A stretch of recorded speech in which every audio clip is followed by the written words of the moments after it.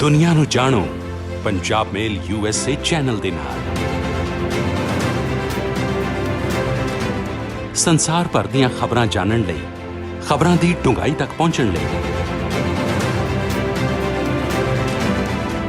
ਰੋਜ਼ ਵੇਖੋ ਪੰਜਾਬ ਮੇਲ ਅਖਬਾਰਨਾਮਾ।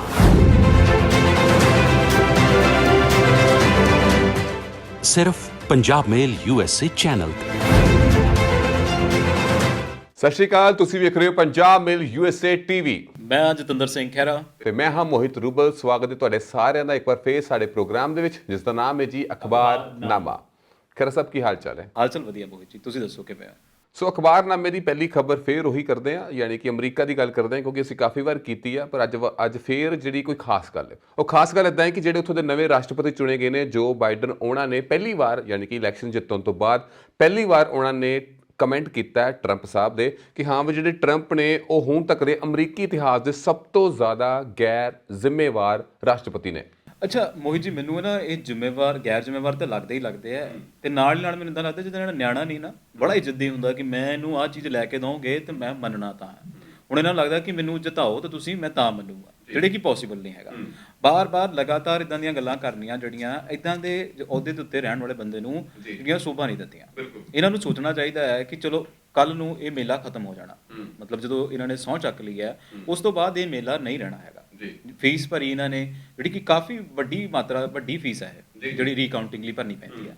ਉਸ ਤੋਂ ਬਾਅਦ ਵੀ ਜੇ ਇਹਨਾਂ ਹੱਥ ਪੱਲੇ ਕੁਝ ਨਹੀਂ ਪੜਿਆ, ਇਹਨਾਂ ਨੂੰ ਚਾਹੀਦਾ ਕਿ ਹੁਣ ਇਹ ਆਰਾਮ ਦੇ ਨਾਲ ਬਹਿਣ। ਜੇ ਹਜੇ ਵੀ ਆਰਾਮ ਨਾਲ ਨਹੀਂ ਬਹਿੰਦੇ ਤਾਂ ਫਿਰ ਮੈਨੂੰ ਲੱਗਦਾ ਹੈ ਕਿ ਥੂ ਤਾਂ ਆਪਣੇ ਹੱਥ ਕਰਾਉਣੀਆਂ। ਜੀ ਵਾਕਈ, ਜਿਵੇਂ ਟਰੰਪ ਸਾਹਿਬ ਕਾਫੀ ਵਾਰ ਕਹਿ ਚੁੱਕੇ ਸੀਗੇ ਕਿ ਹਾਂ ਵੀ ਉਹ ਇਲੈਕਸ਼ਨ ਹਲੇ ਹਾਰੇ ਨਹੀਂ ਹੈ। ਪਿੱਛੇ ਜੀ ਉਹਨਾਂ ਦਾ ਕਮੈਂਟ ਵੀ ਆਇਆ ਸੀਗਾ, ਟਵੀਟ ਵੀ ਕੀਤਾ ਸੀਗਾ ਕਿ ਹਾਂ ਵੀ ਕਿ ਮੈਂ ਹੀ ਹਾਂ ਨੈਕਸਟ ਪ੍ਰੈਜ਼ੀਡੈਂਟ, ਵੀ ਮੈਂ ਇਲੈਕਸ਼ਨ ਜਿੱਤ ਗਿਆ ਵਾਂ। ਸੋ ਬੈਕ ਟੂ ਬੈਕ ਉਹ ਕਲੇਮ ਕਰ ਰਹੇ ਸੀਗੇ ਕਿ ਮੈਂ ਫਲਾਣੀ ਥਾਂ ਤੋਂ ਜਿੱਤਿਆ ਵਾਂ, ਉੱਥੇ ਰੀਕਾਊਂਟਿੰਗ ਕਰਾਓ, ਫਲਾਣੀ ਥਾਂ ਤੋਂ ਜਿੱਤਿਆ। ਸੋ ਫਿਲਹਾਲ ਗੱਲ ਕਰੀਏ ਜਾਰਜੀਆ ਦੀ, ਤੇ ਜਾਰਜੀਆ ਵਿੱਚ ਦੁਬਾਰਾ ਰੀਕਾਊਂਟਿੰਗ ਹੋਈ ਐਂਡ ਇੱਕ ਵਾਰ ਫੇਰ ਉੱਥੇ ਜੋ ਬਾਈਡਨ ਹੀ ਜਿੱਤੇ, ਜੋ ਕਿ ਪਹਿਲਾਂ ਵੀ ਜੇਤੂ ਸੀਗੇ।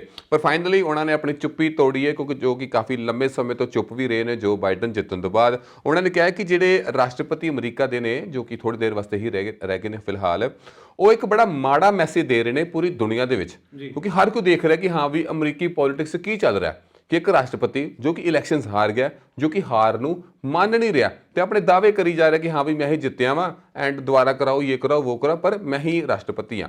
ਸੋ ਜੋ ਬਾਈਡਨ ਨੇ ਆਹੀ ਕਿਹਾ ਵਾ ਕਿ ਹਾਂ ਵੀ ਉਹਨਾਂ ਨੂੰ ਇੱਕ ਚੰਗੇ ਰਾਸ਼ਟਰਪਤੀ ਦੀ ਜਿਹੜੀ ਅੰਤਿਮ ਜਿਹੜੇ ਸਮਾਂ ਹੈ ਉਹਦੇ ਵਿੱਚ ਆਪਣੀ ਹਾਰ ਨੂੰ ਮੰਨ ਕੇ ਲੋਕਾਂ ਦੇ ਵਿੱਚ ਜਿਹੜਾ ਪਿਆਰ ਹੈ ਦੁਬਾਰਾ ਲੈ ਲੈਣਾ ਚਾਹੀਦਾ। ਪਰ ਜਿਹੋ ਜਿਹੀ ਹਰਕਤਾਂ ਕਰ ਰਹੇ ਨੇ, ਮੈਨੂੰ ਲੱਗਦਾ ਨਹੀਂ ਕਿ ਟਰੰਪ ਸਾਹਿਬ ਇਸ ਗੱਲ ਤੋਂ ਵਾਕਿਫ ਹੋਣਗੇ ਤੇ ਉਸ ਗੱਲ ਨੂੰ ਮੰਨਣਗੇ।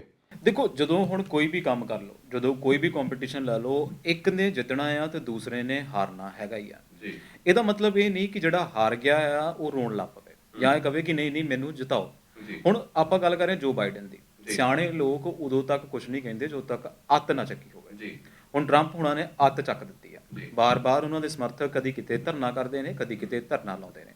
ਇਹ ਚੀਜ਼ਾਂ ਦੀ ਅੱਤ ਹੋ ਚੁੱਕੀ ਹੈ ਤੇ ਅੱਤ ਤੋਂ ਬਾਅਦ ਜਿਹੜਾ ਹੈ ਜੋ ਬਾਈਡਨ ਨੇ ਜਿਹੜਾ ਹੈ ਇਦਾਂ ਦੀ ਸਟੇਟਮੈਂਟ ਦੇਣਾ, ਮੈਨੂੰ ਲੱਗਦਾ ਕਿ ਕਿਤੇ ਕੋਈ ਦੁਹਰਾਏ ਨਹੀਂ ਹੈਗਾ ਕਿ ਇਦਾਂ ਦੀ ਸਟੇਟਮੈਂਟ ਆਉਣੀ ਹੀ ਸੀ।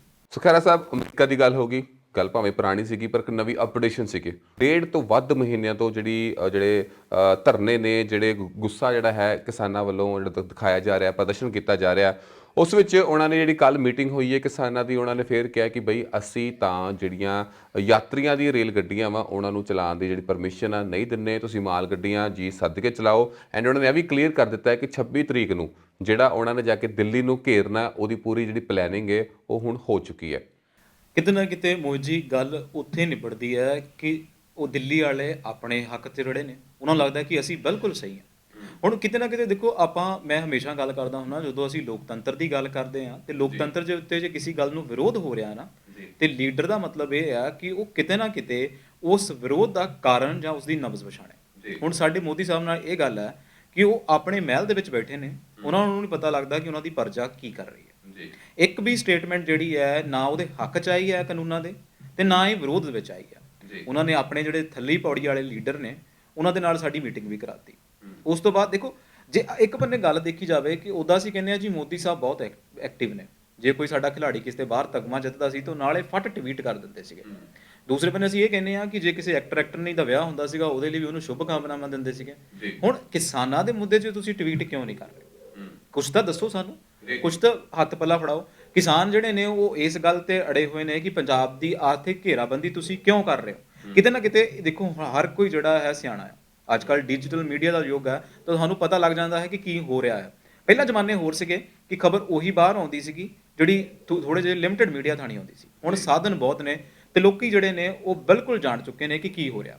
ਹੁਣ ਆਰਥਿਕ ਘੇਰਾਬੰਦੀ ਇੱਕ ਨਵਾਂ ਸ਼ਬਦ ਆ ਜਿਹਦਾ ਮਤਲਬ ਕਿ ਜੇ ਸਿੱਧੀ ਉਂਗਲੀ ਨਾਲ ਘੇ ਨਹੀਂ ਨਿਕਲਦਾ ਤੇ ਅਸੀਂ ਟੇਢੀ ਕਰ ਲਈਏ। ਤੇ ਹੁਣ ਕੇਂਦਰ ਸਰਕਾਰ ਇਹ ਟੇਢੀ ਉਂਗਲੀ ਕੀਤੀ ਹੋਈ ਆ ਤੇ ਇੱਥੇ ਕਿਸਾਨ ਇਹ ਕਹਿ ਰਹੇ ਸੀ ਕਿ ਤੁਸੀਂ ਜਿਹੜੀਆਂ ਰੇਲ ਗੱਡੀਆਂ ਨੇ, ਜਿਹੜੀਆਂ ਮਾਲ ਗੱਡੀਆਂ ਨੇ, ਉਹਨਾਂ ਨੂੰ ਚਲਾਓ, ਉਸ ਤੋਂ ਬਾਅਦ ਅਸੀਂ ਦੇਖਾਂਗੇ ਕਿ ਦੂਸਰੀਆਂ ਗੱਡੀਆਂ ਜਿਹੜੀਆਂ ਉਹ ਚੱਲਣਗੀਆਂ ਕਿ ਨਹੀਂ ਚੱਲਣਗੀਆਂ। ਦੇਖੋ ਕੇਂਦਰ ਸਰਕਾਰ ਦਾ ਇਹ ਕੰਮ ਸੀਗਾ ਕਿ ਵਿੱਚ ਵਿਚੋਲੀਆ ਪਾਉਂਦੇ, ਜਿਹੜਾ ਕੰਮ ਚੱਲਣ ਵਾਲਾ ਆ ਉਹਨੂੰ ਤੇ ਚਲਾਉਂਦੇ। ਦੇਖੋ ਲੋਕਤੰਤਰ ਦੇ ਵਿੱਚ ਆਏ ਦਿਨ ਸੰਘਰਸ਼ ਹੁੰਦਾ ਆ, ਆਏ ਦਿਨ ਅਸੀਂ ਮੁਜ਼ਾਹਰੇ ਕਰ ਸਕਦੇ ਆ, ਆਏ ਦਿਨ ਅਸੀਂ, ਇਹਦਾ ਮਤਲਬ ਇਹ ਥੋੜੀ ਕਿ ਤੁਸੀਂ ਕਿਸੇ ਸਟੇਟ ਨੂੰ ਤੰਗ ਕਰ ਦਿਓ। ਸਟੇਟ ਪੂਰੀ ਤਰ੍ਹਾਂ ਤੰਗ ਹੈ, ਪੂਰੀ ਪੰਜਾਬ ਦੀ ਦੇਖੋ ਹਾਲਾਤ ਪੂਰੀ ਤਰ੍ਹਾਂ ਡਾਮਾਡੋਲ ਹੋਏ ਨੇ। ਸਾਡੇ ਕੋਲ ਕੋਲਾ ਮੁੱਕ ਰਿਹਾ ਹੈ, ਥਰਮਲ ਪਲਾਂਟਾਂ 'ਚ ਜਗ੍ਹਾ ਨਹੀਂ ਹੈਗੀ, ਯੂਰੀਆ ਸਾਡੇ ਕੋਲ ਨਹੀਂ ਹੈਗਾ। ਹੁਣ ਜਿਹੜੇ ਬਿਜ਼ਨਸਮੈਨ ਨੇ ਉਹਨਾਂ ਦੇ ਢੋਆ ਢੁਆਈ ਦੇ ਸਾਧਨ ਜਿਹੜੇ ਆ ਉਹ ਖਤਰੇ 'ਚ ਨੇ। ਤਾਂ ਤੁਸੀਂ ਕੀ ਹਿਸਾਬ ਲਾ ਸਕਦੇ ਹੋ ਕਿ ਆਰਥਿਕ ਘੇਰਾਬੰਦੀ ਹੀ ਹੈ ਸਾਡੀ। ਬਾਕੀ ਖੈਰ ਸਾਹਿਬ, ਤੁਸੀਂ ਜਿਵੇਂ ਗੱਲ ਕੀਤੀ ਕਿ ਪੰਜਾਬ ਨੂੰ ਪੂਰੀ ਤਰ੍ਹਾਂ ਘੇਰਿਆ ਗਿਆ ਹੈ ਆਰਥਿਕ ਤੌਰ ਤੇ, ਸੋ ਉਹਨਾਂ ਦਾ ਜਵਾਬਦੇਹੀ ਕੌਣ ਹੈ? ਜਿਹੜੇ ਉਹਨਾਂ ਦੇ ਸੀਐਮ ਨੇ, ਯਾਨੀ ਕਿ ਸਾਡੇ ਜਿਹੜੇ ਮੁੱਖ ਮੰਤਰੀ ਨੇ ਕੈਪਟਨ ਅਮਰਿੰਦਰ ਸਿੰਘ, ਸੋ ਉਹਨਾਂ ਨੂੰ ਜਵਾਬ ਦੇਣਾ ਪੈ ਰਿਹਾ। ਸਾਰੇ ਜਿਹੜੇ ਵੀ ਲੋਕ ਇਸ ਟਾਈਮ ਸਫਰ ਕਰ ਰਹੇ ਨੇ, ਸੋ ਉਹ ਕਿਸਾਨਾਂ ਨੂੰ ਵੀ ਮਨਾਉਣ ਦੀ ਕੋਸ਼ਿਸ਼ ਕਰ ਰਹੇ ਨੇ। ਕੱਲ ਆਈ ਥਿੰਕ ਮੀਟਿੰਗ ਹੈ ਚੰਡੀਗੜ੍ਹ ਦੇ ਵਿੱਚ, ਕਿਸਾਨ ਭਵਨ ਵਿੱਚ ਜਾ ਕੇ 1:30 ਵਜੇ ਮੀਟਿੰਗ ਹੋਵੇਗੀ, ਜਿਸ ਵਿੱਚ ਦੁਬਾਰਾ ਸਾਡੇ ਮੁੱਖ ਮੰਤਰੀ ਸਾਹਿਬ ਨੇ 30-31 ਜਿਹੜੀ ਕਿਸਾਨ ਜਥੇਬੰਦੀਆਂ ਨੇ ਉਹਨਾਂ ਨੂੰ ਮਨਾਉਣ ਦੀ ਕੋਸ਼ਿਸ਼ ਕਰਨਗੇ ਕਿ ਹਾਂ ਵੀ ਥੋੜਾ ਮੰਨ ਜਾਓ, ਤਾਂ ਕਿ ਥੋੜਾ ਇੱਕ ਵਿਚਕਾਰਲਾ ਜਿਹੜਾ ਸੋਲੂਸ਼ਨ ਹੈ ਉਹ ਕੱਢਿਆ ਜਾਵੇ। ਸੇਮ ਟਾਈਮ ਤੇ ਸੂਤਰਾਂ ਤੋਂ ਖਬਰ ਮਿਲੀ ਹੈ ਕਿ ਉਹਨਾਂ ਨੇ ਅਮਿਤ ਸ਼ਾਹ ਯਾਨੀ ਕਿ ਸਾਡੇ ਜਿਹੜੇ ਗ੍ਰਹਿ ਮੰਤਰੀ ਨੇ ਉਹਨਾਂ ਤੋਂ ਤੇ ਪ੍ਰਧਾਨ ਮੰਤਰੀ ਯਾਨੀ ਕਿ ਨਰਿੰਦਰ ਮੋਦੀ ਤੋਂ ਵੀ ਸਮਾਂ ਮੰਗਿਆ ਕਿ ਮੈਨੂੰ ਅੱਜ ਕੱਲ੍ਹ ਦੇ ਵਿੱਚ ਸਮਾਂ ਦਿਓ, ਤਾਂ ਜੋ ਅਸੀਂ ਰਲ ਕੇ ਇਸ ਗੱਲ ਦਾ ਜਲਦੀ ਸੋਲੂਸ਼ਨ ਕੱਢੀਏ, ਕਿਉਂਕਿ ਜੋ ਪੰਜਾਬ ਹੈ ਵਾਕਈ ਬੜੇ ਮਾੜੇ ਸਮੇਂ ਤੋਂ ਗੁਜ਼ਰ ਵੀ ਰਿਹਾ ਤੇ ਆਉਣ ਵਾਲੇ ਸਮੇਂ 'ਚ ਜਿਹੜੀ ਕੰਡੀਸ਼ਨ ਹੈ ਉਹ ਥੋੜੀ ਹੋਰ ਮਾੜੀ ਹੋ ਸਕਦੀ ਹੈ। ਦੇਖੋ ਇੱਥੇ ਇਹ ਕੈਪਟਨ ਅਮਰਿੰਦਰ ਹੁਣਾਂ ਦੀ ਇੱਕ ਚੰਗੀ ਗੱਲ ਹੈ, ਉਹ ਬਾਰ-ਬਾਰ ਰਜੋਈਆਂ ਕਰ ਰਹੇ ਸੀਗੇ। ਉਹ ਕਿਸਾਨਾਂ ਦੇ ਹੱਕ ਵਿੱਚ ਆਏ ਹੋਏ ਨੇ, ਬਾਰ-ਬਾਰ ਰਜੋਈਆਂ ਕਰ ਰਹੇ ਸੀ ਕਿ ਸਾਨੂੰ ਜਿਹੜਾ ਹੈ ਸਮਾਂ ਦਿੱਤੋ, ਸਾਡੇ ਨਾਲ ਮੀਟਿੰਗ ਕਰੋ, ਕਿਉਂਕਿ ਅਸੀਂ ਇਹ ਸਾਰੇ ਮਸਲੇ ਜਿਹੜੇ ਆ ਟੇਬਲ ਤੇ ਬਹਿ ਕੇ ਹੱਲ ਕਰ ਲਈਏ। ਹੁਣ ਦੇਖੋ ਜੇ ਆਪਾਂ ਨੂੰ ਪਤਾ ਹੋਵੇ ਕਿ ਫਿਰ ਪ੍ਰੈਸ਼ਰ ਤਾਂ ਹਰ ਕਿਸੇ ਤੇ ਬਣਾਇਆ ਜਾ ਰਿਹਾ। ਜੇ ਕੈਪਟਨ ਅਮਰਿੰਦਰ ਸਿੰਘ ਹੁਣਾਂ ਦੀ ਗੱਲ ਕੀਤੀ ਜਾਵੇ ਤਾਂ ਪ੍ਰੈਸ਼ਰ ਇਹਨਾਂ ਦੇ ਉੱਤੇ ਹੀ ਆ। ਕੱਲ ਖਰੇ ਪਰਸੋਂ ਅਸੀਂ ਦੇਖਿਆ ਕਿ ਰਾਣੇਂਦਰ ਹੁਣਾਂ ਜਿਹੜੇ ਨੇ ਈਡੀ ਆਫਿਸ ਆਏ ਨੇ, ਉਹ ਇਸ ਕਰਕੇ ਪ੍ਰੈਸ਼ਰ ਉਹਨਾਂ ਤੇ ਵੀ ਬਣ ਰਿਹਾ ਆ। ਔਰ ਕਿਤੇ ਨਾ ਕਿਤੇ ਫਿਰ ਜਦੋਂ ਤੁਸੀਂ ਦੇਖੋ ਤੁਹਾਡੇ ਤੇ ਉੱਤੋਂ ਪ੍ਰੈਸ਼ਰ ਜਿਹੜਾ ਤੁਹਾਡੇ ਬਣੇ, ਤਾਂ ਤੁਸੀਂ ਚਾਹੁੰਦੇ ਹੁੰਦੇ ਆ ਕਿ ਪ੍ਰੈਸ਼ਰ ਸਾਡੇ ਤੇ ਵੀ ਖਤਮ ਹੋ ਜਾਵੇ ਔਰ ਗੱਲ ਜਿਹੜਾ ਮਸਲਾ ਹੈ ਉਹ ਵੀ ਸੁਲਝ ਜਾਵੇ। ਹੁਣ ਕੈਪਟਨ ਅਮਰਿੰਦਰ ਹੁਣੀ ਜਿਹੜੇ ਨੇ ਕਿਤੇ ਨਾ ਕਿਤੇ ਜਿਹੜੇ ਮਾਹਿਰ ਨੇ, ਜਾਂ ਇਹ ਕਹਿ ਲਓ ਕਿ ਜਿਹੜੇ ਸਿਆਸੀ ਮਾਹਿਰ ਨੇ, ਉਹ ਇਹ ਕਹਿ ਰਹੇ ਨੇ ਕਿ ਪ੍ਰੈਸ਼ਰ ਜਿਹੜਾ ਹੈ ਹਰ ਨੇਤੇ ਦੇ ਉੱਤੇ ਬਣ ਰਿਹਾ ਆ ਔਰ ਇਹ ਮਸਲਾ ਜਿਹੜਾ ਹੈ ਇਹ ਸੁਲਝ ਜਾਏ ਤਾਂ ਹੀ ਸਭ ਦਾ ਭਲਾ ਹੈ। ਬਿਲਕੁਲ ਜੀ, ਦੋਵੇਂ ਜਿਹੜੇ ਧਿਰ ਨੇ ਇੱਕ ਦੂਜੇ ਤੇ ਪ੍ਰੈਸ਼ਰ ਪਾਉਣ ਦੀ ਕੋਸ਼ਿਸ਼ ਕਰ ਰਹੇ ਨੇ। ਚਾਹੇ ਕਿਸਾਨਾਂ ਦੀ ਗੱਲ ਕਰੇ, ਸਰਕਾਰ ਤੇ ਪ੍ਰੈਸ਼ਰ ਪਾਇਆ ਜਾ ਰਿਹਾ ਕਿ ਉਹ ਉਹਨਾਂ ਦੀ ਗੱਲ ਮੰਨ ਲਏ, ਤੇ ਜਿਹੜੀ ਸਰਕਾਰ ਹੈ ਉਹ ਉਹਨਾਂ ਨੂੰ ਆਰਥਿਕ ਤੌਰ ਤੇ ਤੰਗ ਕਰ ਰਹੀ ਹੈ ਕਿ ਹਾਂ ਵੀ ਉਹ ਮੰਨ ਲਏ। ਸੋ ਅਸੀਂ ਤਾਂ ਇਹੀ ਉਮੀਦ ਕਰਦੇ ਹਾਂ ਕਿ ਵਿਚਕਾਰਲਾ ਸੋਲੂਸ਼ਨ ਕੋਈ ਵੀ ਨਿਕਲੇ, ਤਾਂ ਜੋ ਜਿਹੜੇ ਕਿਸਾਨਾਂ ਦੀ ਵੀ ਰਹਿ ਜੇ, ਤਾਂ ਸਰਕਾਰ ਜਿਹੜੇ ਨਵੀਂ ਇੰਪਲੀਮੈਂਟ ਕਰਨ ਦੀ ਕੋਸ਼ਿਸ਼ ਕਰ ਰਹੀ ਹੈ ਕਿ ਕਹਿ ਰਹੀ ਹੈ ਕਿ ਹਾਂ ਵੀ ਕਿਸਾਨਾਂ ਦਾ ਫਾਇਦਾ ਹੋ, ਸੋ ਕੋਈ ਨਵੀਂ ਚੀਜ਼ ਆ ਜਾਵੇ, ਸੋ ਦੈਟ ਦੋਵਾਂ ਦੀ ਜਿਹੜੀ ਗੱਲ ਹੈ ਉਹ ਰਹਿ ਜਾਵੇ। ਸੋ ਹੋਰ ਵੀ ਗੱਲਾਂ ਬਾਤਾਂ ਹੋਣਗੀਆਂ ਪ੍ਰੋਗਰਾਮ ਅਖਬਾਰਨਾਮੇ ਵਿੱਚ। ਫਿਲਹਾਲ ਸਮਾਂ ਹੋ ਚੁੱਕਿਆ ਇੱਕ ਬ੍ਰੇਕ ਦਾ। ਬ੍ਰੇਕ ਤੋਂ ਬਾਅਦ ਦੁਬਾਰਾ ਜੁੜਦੇ ਹਾਂ ਪ੍ਰੋਗਰਾਮ ਦੇ ਵਿੱਚ। ਤੁਸੀਂ ਵੇਖਦੇ ਰਹੋ ਪੰਜਾਬ ਮੇਲ USA TV। ਟਰੱਕਾਂ ਵਾਲੇ ਭਰਾਵਾਂ ਲਈ ਖੁਸ਼ਖਬਰੀ, US ਫਿਊਲ ਸਰਵਿਸਿਜ਼ ਵਾਲੇ ਤੁਹਾਡੇ ਟਰੱਕਾਂ ਦੇ ਡੀਜ਼ਲ ਲਈ ਲੈ ਕੇ ਆਏ ਨੇ ਵਿਸ਼ੇਸ਼ ਛੋਟ। ਜੇ ਤੁਸੀਂ ਇਹਨਾਂ ਦਾ fuel card Pilot flying truck stop ਤੇ ਵਰਤਦੇ ਹੋ ਤੇ ਤੁਹਾਨੂੰ ਦਿਵਾਉਂਦੇ ਨੇ 40 ਤੋਂ 50 ਸੈਂਟ ਪਰ ਗੈਲਨ ਦਾ ਡਿਸਕਾਊਂਟ। ਭੁੱਲੋ ਨਾ, ਅੱਜ ਹੀ ਐਕਸਲ ਫਿਊਲ ਕਾਰਡ ਤੇ 19 ਫਿਊਲ ਨੈਟਵਰਕ ਅਪਲਾਈ ਕਰੋ ਤੇ ਆਪਣੇ ਟਰੱਕਿੰਗ ਬਿਜ਼ਨਸ ਨੂੰ ਫਾਇਦੇਮੰਦ ਬਣਾਓ। US ਫਿਊਲ ਸਰਵਿਸਿਜ਼ ਨੂੰ ਅੱਜ ਹੀ ਕਾਲ ਕਰੋ 916 919 7061 916 919 7061 916 686 6713 916 686 6713। ਬ੍ਰੇਕ ਤੋਂ ਬਾਅਦ ਸਵਾਗਤ ਹੈ ਪ੍ਰੋਗਰਾਮ ਦੇ ਵਿੱਚ, ਜਿਸ ਦਾ ਨਾਮ ਹੈ ਜੀ ਅਖਬਾਰਨਾਮਾ। ਖੈਰ ਸਾਹਿਬ, ਪਿੱਛੇ ਜੀ ਸਾਨੂੰ ਸਾਰਿਆਂ ਨੂੰ ਪਤਾ ਹੈ, ਪੂਰੀ ਦੁਨੀਆ ਨੂੰ ਪਤਾ ਹੈ ਕਿ ਜਿਹੜਾ ਪਾਕਿਸਤਾਨ ਮੁਲਕ ਹੈ, ਉੱਥੋਂ ਦੇ ਜਿਹੜੇ ਅਸੀਂ ਕਹਿ ਸਕਦੇ ਜਿਹੜਾ ਅੱਤਵਾਦੀ ਜਿਹੜਾ ਸੰਗਠਨ ਹੈ, ਉਹ ਲਗਾਤਾਰ ਕੋਸ਼ਿਸ਼ਾਂ ਕਹਿ ਲਈਏ, ਇੰਟਰਫੇਅਰ ਕਹਿ ਲਈਏ, ਜਾਂ ਆਪਣੀਆਂ ਜਿਹੜੀਆਂ ਕੋਸ਼ਿਸ਼ਾਂ ਹੈ ਉਹ ਲਗਾਤਾਰ ਕਰੀ ਜਾ ਰਿਹਾ। ਚਾਹੇ ਸੀਜ਼ਫਾਇਰ ਉਲੰਘਣਾ ਹੋਵੇ ਜਾਂ ਹੋਰ ਵੀ ਜਿਹੜੀਆਂ ਉਹਨਾਂ ਦੀ ਐਕਟੀਵਿਟੀਜ਼ ਨੇ, ਉਹ ਲਗਾਤਾਰ ਕਸ਼ਮੀਰ ਦੇ ਵਿੱਚ, ਪਾਕਿਸਤਾਨ ਓਕੂਪਾਈਡ ਕਸ਼ਮੀਰ ਦੇ ਵਿੱਚ, ਜੰਮੂ ਕਸ਼ਮੀਰ ਦੇ ਵਿੱਚ, ਉੱਧਰਲੇ ਸਾਰੇ ਇਲਾਕੇ ਵਿੱਚ ਲਗਾਤਾਰ ਕੁਝ ਨਾ ਕੁਝ ਕਰੀ ਜਾ ਰਿਹਾ। ਐਂਡ ਉਸ ਦਾ ਜਵਾਬ ਬੜੀ ਬਹਾਦਰੀ ਦੇ ਨਾਲ ਜਿਹੜੀ ਸਾਡੀ ਇੰਡੀਅਨ ਆਰਮੀ ਹੈ ਉਹ ਉਹਨਾਂ ਨੂੰ ਦੇ ਰਹੀ ਹੈ। ਬਟ ਸੇਮ ਟਾਈਮ ਤੇ ਅਸੀਂ ਗੱਲ ਕਰੀਏ ਕਿ ਕਾਫੀ ਵੱਡੇ ਲੈਵਲ ਤੇ ਹੋ ਰਿਹਾ। ਇਸ ਸਾਲ ਵਿੱਚ ਸਭ ਤੋਂ ਜ਼ਿਆਦਾ ਜਿਹੜੀਆਂ ਘਟਨਾਵਾਂ ਨੇ ਨੋਟ ਕੀਤੀਆਂ ਗਈਆਂ ਕਸ਼ਮੀਰ ਦੇ ਵਿੱਚ, ਯਾਨੀ ਕਿ ਬਾਰਡਰ ਦੇ ਲਾਗੇ ਛਾਗੇ ਸਾਡੇ ਜਿਹੜੀਆਂ ਥਾਵਾਂ ਨੇ ਉਹਦੇ ਉੱਪਰ। ਇਸ ਵਿੱਚ ਇੱਕ ਕੱਲ ਖਬਰ ਆਉਂਦੀ ਹੈ ਕਿ ਹਾਂ ਵੀ ਜਿਹੜਾ POK ਆ, ਯਾਨੀ ਕਿ ਪਾਕਿਸਤਾਨ ਓਕੂਪਾਈਡ ਜਿਹੜਾ ਕਸ਼ਮੀਰ ਹੈ, ਉਹਦੇ ਤੇ ਇੰਡੀਅਨ ਆਰਮੀ ਨੇ ਸਟ੍ਰਾਈਕ ਕੀਤੀ। ਪੂਰੀ ਖਬਰਾਂ ਹਰ ਇੱਕ ਨਿਊਜ਼ ਅਦਾਰੇ ਨੂੰ ਪਹੁੰਚ ਗਈਆਂ ਕਿ ਹਾਂ ਵੀ ਹਰ ਇੱਕ ਨੇ ਟਵੀਟ ਕਰਨਾ ਸ਼ੁਰੂ ਕਰਤਾ, ਕਮੈਂਟ ਕਰਨਾ ਸ਼ੁਰੂ ਕਰਤਾ, ਸਟੇਟਸ ਪਾਉਣਾ ਸ਼ੁਰੂ ਕਰਤਾ ਕਿ ਹਾਂ ਬਈ ਜਿਹੜਾ ਇੰਡੀਆ ਜਿਹੜੀ ਗਵਰਨਮੈਂਟ ਹੈ ਉਹਨਾਂ ਨੇ ਇੱਕ ਵਾਰ ਫੇਰ ਉੱਥੇ 에ਅਰ ਸਟ੍ਰਾਈਕ ਕੀਤੀ ਐਂਡ ਉੱਥੋਂ ਜਿਹੜੇ ਅੱਤਵਾਦੀ ਸੀਗੇ ਉਹਨਾਂ ਨੂੰ ਮਾਰ ਗਿਰਾਇਆ। ਐਂਡ ਸਭ ਤੋਂ ਵੱਡੀ ਗੱਲ ਇਹ ਸਾਹਮਣੇ ਆਈ ਕਿ ਜਿਹੜੀ ਇਹ ਖਬਰ ਸੀਗੀ ਇਹ ਕਿਸੇ ਸੋਰਸ ਤੋਂ ਆਈ ਸੀਗੀ। ਸੋਰਸ ਸੀਗਾ PTI, ਜੋ ਕਿ ਭਾਰਤ ਦਾ ਕਾਫੀ ਵੱਡਾ ਅਸੀਂ ਕਹਿ ਸਕਦੇ ਹਾਂ ਕਿ ਹਾਂ ਵੀ ਨਿਊਜ਼ ਅਦਾਰਾ ਹੈ, ਜਿਸ ਨੂੰ ਬਾਅਦ ਵਿੱਚ ਕਰੈਕਟ ਕੀਤਾ ਗਿਆ। ANI ਅੱਗੇ ਆਇਆ ਜਾਂ ਫਿਰ ਜਿਹੜੇ ਆਰਮੀ ਦੇ ਚੀਫ ਨੇ ਉਹਨਾਂ ਨੇ ਬਿਆਨ ਦਿੱਤਾ ਕਿ ਬਈ ਨਹੀਂ, ਇਹੋ ਜਿਹੀ ਕੋਈ ਵੀ ਗੱਲ ਨਹੀਂ ਹੋਈ। ਵੈਸੇ ਗੱਲ ਸਾਹਮਣੇ ਤਾਂ ਵੀ ਬਾਹਰ ਤਾਂ ਆਈ ਹੈ ਕਿਉਂਕਿ ਕਾਫੀ ਘਟਨਾਵਾਂ ਜਿਹੜੀਆਂ ਨੇ ਉਹ ਬੈਕ ਟੂ ਬੈਕ ਉੱਥੇ ਹੋ ਰਹੀਆਂ ਨੇ। ਅੱਛਾ ਚਲੋ, ਇਹ ਤਵੱਕੋ ਜਿਹੜਾ ਹੈ, ਪਹਿਲੀ ਤਾਂ ਗੱਲ ਐਡੀ ਵੱਡੀ ਏਜੰਸੀ ਤੋਂ ਨਹੀਂ ਕੀਤਾ ਜਾ ਸਕਦਾ ਕਿ ਉਹ ਝੂਠੀ ਖਬਰ ਫੈਲਾ ਦੇਵੇ। ਫਿਰ ਆਪਾਂ ਦੂਸਰੀ ਗੱਲ ਕਹਿ ਰਹੀਏ ਕਿ ਇਹ ਪਹਿਲਾ ਦਿਨ ਨਹੀਂ ਹੈਗਾ ਜਿਹੜਾ ਕਿ ਅਸੀਂ ਘਬਰਾ ਗਏ ਕਿ ਸਾਡੇ ਤੇ ਕਿਸੇ ਨੇ ਹਮਲਾ ਕਰ ਲਿਆ। ਇਹ ਦੋ ਗੁਆਂਢੀਆਂ ਦੀ ਲੜਾਈ ਨਹੀਂ ਕਿ ਜਿਹੜੀ ਮਹੀਨੇ 'ਚ ਕਦੀ ਹੁੰਦੀ ਆ, ਤੇ ਜਦੋਂ ਹੁੰਦੀ ਆ ਤਾਂ ਫਿਰ ਇੱਕ ਦੂਸਰੀ ਧਿਰ ਨੂੰ ਪਤਾ ਨਹੀਂ ਲੱਗਦਾ ਵੀ ਹੁਣ ਮੈਂ ਕੀ ਕਰਾਂ, ਮੈਂ ਕਿਹੜਾ ਚੱਕਾਂ ਤੇ ਕੀ ਇਹਦੇ ਮਾਰਾਂ। ਇਹ ਗੱਲ ਹੈਗੀ ਦੋ ਮੁਲਕਾਂ ਦੀ। ਸੀਜ਼ ਫਾਇਰ ਦੀ ਜੇ ਗੱਲ ਕਰੀਏ ਤੇ ਉੱਥੇ ਇਹ ਪਹਿਲੀ ਵਾਰੀ ਨਹੀਂ ਹੁੰਦੀ, ਉੱਥੇ ਆਏ ਦਿਨ ਹੁੰਦੀ ਆ, ਇਹ ਰੂਟੀਨ ਆ। ਚਲੋ ਉਸ ਚੀਜ਼ ਨੂੰ ਆਪਾਂ ਨਹੀਂ ਗੱਲ ਕਰਦੇ। ਦੂਸਰੇ ਬੰਨੇ ਇਹ PTI ਦੀ ਜ਼ਿੰਮੇਵਾਰੀ ਬਣਦੀ ਹੈ ਕਿ ਉਹ ਜੇ ਉਹਦੇ ਕੋਲ ਗਲਤ ਹੋ ਗਈ ਹੈ ਖਬਰ ਤੇ ਉਹ ਦੂਸਰੇ ਆਰੀ ਟਵੀਟ ਕਰਕੇ ਕਵੇ। ਹੁਣ ਕਿੰਨਾ ਸਮਾਂ ਲੰਘ ਗਿਆ, ਉਹਨਾਂ ਦੀ ਕਲੈਰੀਫਿਕੇਸ਼ਨ ਉਦੋਂ ਤੱਕ ਨਹੀਂ ਆਈ। ਇਹ ਉਮੀਦ ਤਵੱਕੋ ਨਹੀਂ ਕੀਤੀ ਜਾ ਸਕਦੀ।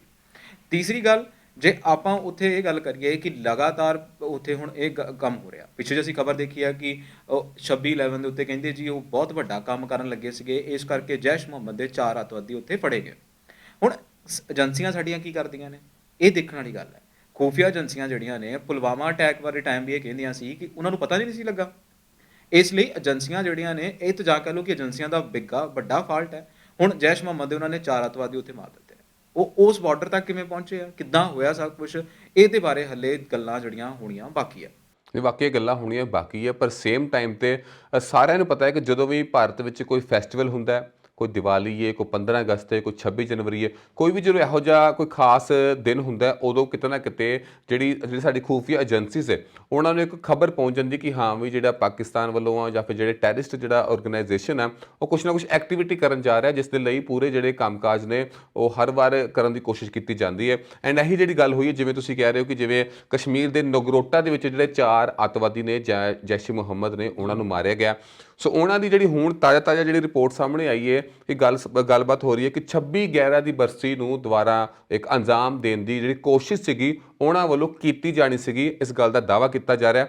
ਐਂਡ ਇਸ ਮੁੱਦੇ ਨੂੰ ਲੈ ਕੇ ਜਿਹੜੀ ਮੀਟਿੰਗ ਹੈ ਹੁਣੇ ਹੋਈ ਹੈ, ਜਿਸ ਵਿੱਚ ਆਪਣੇ ਪ੍ਰਧਾਨ ਮੰਤਰੀ ਨਰਿੰਦਰ ਮੋਦੀ, ਸਾਡੇ ਜਿਹੜੇ ਹੋਮ ਮਿਨਿਸਟਰ ਨੇ ਅਮਿਤ ਸ਼ਾਹ ਤੇ ਸਾਡੇ ਜਿਹੜੇ ਨੈਸ਼ਨਲ ਸਿਕਿਉਰਿਟੀ ਐਡਵਾਈਜ਼ਰ ਨੇ ਅਮਿਤ ਡੋਵਲ, ਉਹ ਵੀ ਉਸ ਮੀਟਿੰਗ ਵਿੱਚ ਸ਼ਾਮਿਲ ਸਨ।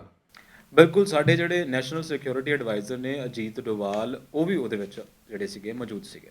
ਪਰ ਜਦੋਂ ਤੁਸੀਂ ਗੱਲ ਕਰਦੇ ਹੋ ਇਦਾਂ ਦੀਆਂ ਖਬਰਾਂ ਦੇ ਉੱਤੇ ਜਾਂ ਇਦਾਂ ਦੀਆਂ ਘਟਨਾਵਾਂ ਦੇ ਉੱਤੇ ਨੋਟਿਸ ਬਿਲਕੁਲ ਲੈਣਾ ਚਾਹੀਦਾ ਹੈ। ਜਦੋਂ ਮੈਂ ਬਾਰ-ਬਾਰ ਉਹ ਗੱਲ ਕਰਦਾ ਹੁੰਦਾ ਹਾਂ ਕਿ ਤੁਸੀਂ ਪੁਲਵਾਮਾ ਅਟੈਕ ਦੀ ਗੱਲ ਕਰ ਲਓ ਕਿ ਪੁਲਵਾਮਾ ਅਟੈਕ ਹੋ ਕਿੱਦਾਂ ਗਿਆ। ਸਾਡੇ ਬਹੁਤ ਸਾਰੇ ਮਿੱਤਰ ਜਿਹੜੇ ਨੇ ਉਹ ਜੰਮੂ ਕਸ਼ਮੀਰ ਦੇ ਵਿੱਚ ਰਹਿੰਦੇ ਨੇ, ਠੀਕ ਹੈ। ਉਹ ਦੱਸਦੇ ਆ ਕਿ ਜਿਹੜੇ ਇਲਾਕੇ 'ਚ ਉਦੋਂ ਉਹ ਹੋਇਆ, ਉੱਥੇ ਕੋਈ ਦਿਨ ਨੂੰ ਨਹੀਂ ਬੰਦਾ ਜਾ ਸਕਦਾ ਤੇ ਰਾਤ ਨੂੰ ਜਾਣ ਦਾ ਸਵਾਲ ਨਹੀਂ ਬਣਦਾ। ਦੂਸਰੀ ਗੱਲ, ਫਿਰ ਇਹ ਕਹਿ ਸਕਦੇ ਕਿ ਸਾਡੀਆਂ ਖੂਫੀਆ ਏਜੰਸੀਆਂ ਦੀ ਇਹ ਇੱਕ ਤਰੀਕੇ ਨਾਲ ਨਾ ਜੇ ਕਹ ਲਈਏ ਕਿ ਉਹ ਫੇਲ ਸੀ, ਉਹ ਕੰਮ ਨਹੀਂ ਕਰ ਸਕੀਆਂ। ਹੁਣ ਜੇ ਇੱਦਾਂ ਦਾ ਕੁਝ ਹੁੰਦਾ ਹੈ ਤਾਂ ਇਹ ਬਹੁਤ ਜ਼ਰੂਰੀ ਹੋ ਜਾਂਦਾ ਹੈ ਕਿ ਉਹਦੇ 'ਤੇ ਨੱਥ ਪਾਉਣੀ ਬਹੁਤ ਜ਼ਰੂਰੀ ਹੈ। ਅਸੀਂ ਹਰ ਵਾਰ ਨਹੀਂ ਨਾ ਬਹਾਨੇ ਲਾ ਸਕਦੇ। ਇਸ ਲਈ ਇਹ ਬਹੁਤ ਚੰਗਾ ਕੰਮ ਹੈ ਜਿਹੜੇ ਅਮਿਤ ਸ਼ਾਹ ਹੋਣਾ ਨੇ ਇੱਕ ਤੁਰੰਤ ਬੈਠਕ ਬਣਾਈ ਹੈ, ਜਿਹਦੇ ਵਿੱਚ ਨੈਸ਼ਨਲ ਸਿਕਿਉਰਿਟੀ ਐਡਵਾਈਜ਼ਰ ਸਾਡੇ ਹਨ। ਇਹ ਇੱਕ ਬਹੁਤ, ਮੈਂ ਕਹਿੰਦਾ ਹੁੰਦਾ ਕਿ ਬਹੁਤ ਸਟੀਕ ਫੈਸਲਾ ਹੈ ਜੇ ਤੁਸੀਂ ਇਸ ਤਰੀਕੇ ਦੇ ਨਾਲ ਕਰੋ ਤਾਂ। ਬਾਕੀ ਖੈਰ ਸਾਹਿਬ, ਜਿਹੜੇ ਚਾਰੋਂ ਪੰਜੋਂ ਜਿਹੜੇ ਮੀਟਿੰਗ ਵਿੱਚ ਸ਼ਾਮਿਲ ਹੋਏ ਨੇ ਉਹ ਇੱਕ ਤਰ੍ਹਾਂ ਦੇ ਜਵਾਬਦੇਹੀ ਨੇ। ਹੋਮ ਮਿਨਿਸਟਰ ਨੇ, ਪ੍ਰਧਾਨ ਮੰਤਰੀ ਹੈ, ਸਾਡੇ ਜਿਹੜੇ ਨੈਸ਼ਨਲ ਸਿਕਿਉਰਿਟੀ ਜਿਹੜੇ ਐਡਵਾਈਜ਼ਰ ਉਹ ਨੇ। ਸੋ ਜਿਹੜੀ ਕਾਰਵਾਈ ਹੁਣ ਕੀਤੀ ਜਾ ਰਹੀ, ਬਾਕੀ ਇਸ ਦੀ ਸ਼ਲਾਘਾ ਵੀ ਕੀਤੀ ਜਾਣੀ ਚਾਹੀਦੀ ਹੈ। ਐਂਡ ਅਸੀਂ ਉਮੀਦ ਕਰਦੇ ਕਿ ਆਉਣ ਵਾਲੇ ਸਮੇਂ ਵਿੱਚ ਵੀ ਇੱਦਾਂ ਹੀ ਜਿਹੜੇ ਸਤਰਕ ਰਹਿਣ, ਕੋਈ ਵੀ ਜਿਹੜੀ ਇਹੋ ਜਿਹੀ ਜਿਹੜੀ ਆਪਦਾ ਆਵੇ ਸਾਡੇ ਭਾਰਤ ਵਿੱਚ ਜਿਹੜੀ ਨੇ ਕਿਸੇ ਵੀ ਲੋਕ ਨੂੰ ਸਾਹਮਣਾ ਨਾ ਕਰਨਾ ਪਵੇ। ਸੋ ਇਹ ਤਾਂ ਸੀਗੀ ਅੱਜ ਦੀਆਂ ਖਾਸ ਗੱਲਾਂ, ਤੇ ਜਿਹੜੀਆਂ ਹੋਰ ਗੱਲਾਂ ਵੀ ਜਿਹੜੀਆਂ ਹੋਣਗੀਆਂ ਸਾਡੇ ਆਉਣ ਵਾਲੇ ਪ੍ਰੋਗਰਾਮ ਵਿੱਚ ਹੋਣਗੀਆਂ। ਤੁਸੀਂ ਸਾਡਾ ਪ੍ਰੋਗਰਾਮ ਜਿਹੜਾ ਹੈ ਅਖਬਾਰਨਾਮਾ YouTube ਤੇ ਵੀ ਦੇਖ ਸਕਦੇ ਹੋ। ਐਂਡ YouTube ਤੇ ਅਗਰ ਤੁਸੀਂ ਵੇਖ ਰਹੇ ਹੋ, ਤੁਸੀਂ ਸਾਨੂੰ ਆਪਣੇ ਸੁਜੈਸ਼ਨ ਦੇ ਸਕਦੇ ਹੋ, ਤੁਸੀਂ ਆਪਣੇ ਵੈਲਿਊਏਬਲ ਸਾਨੂੰ ਕਮੈਂਟ ਦੇ ਸਕਦੇ ਹੋ। ਸੋ ਐਸੀ ਸਾਡਾ ਅੱਜ ਦਾ ਪ੍ਰੋਗਰਾਮ। ਦੇਖਦੇ ਰਹੋ ਸਾਨੂੰ ਪੰਜਾਬ ਨਿਊਜ਼ USA TV ਦੇ ਉੱਪਰ। ਧੰਨਵਾਦ।